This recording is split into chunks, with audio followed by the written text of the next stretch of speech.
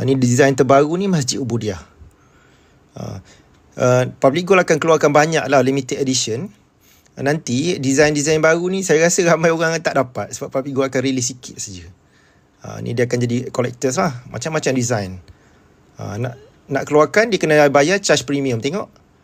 Sekeping item ni RM15. Yang ni Aurora ni apa ni? Kalau yang nak kena bayar royalty tu, contoh ni Deadpool apa ni? Ni nak kena bayar royalty dia, kita kena bayar sampai RM50 sekeping. Okay, tengok. Tapi kalau tuan-puan nak keluarkan item macam Dina yang besar ni, tengok Dina. Dina. Tengok item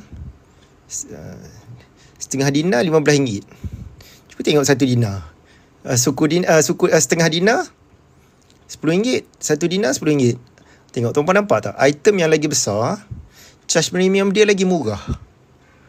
Sebab kos nak buat item yang kecil-kecil ni tuan-puan. Ni item yang kecil-kecil ni, gold bar 1 gram ni, saya dah tengok. Saya dah pernah masuk kilang Public Gold. Dealer Public Gold yang pernah masuk kilang 2 orang je saja. Saya dengan guru saya, Tuan Syukur Hashim. Proses nak buat ni tuan-puan sangatlah susah. 1 gram ni.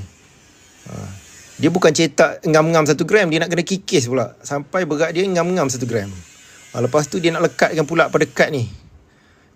Okay.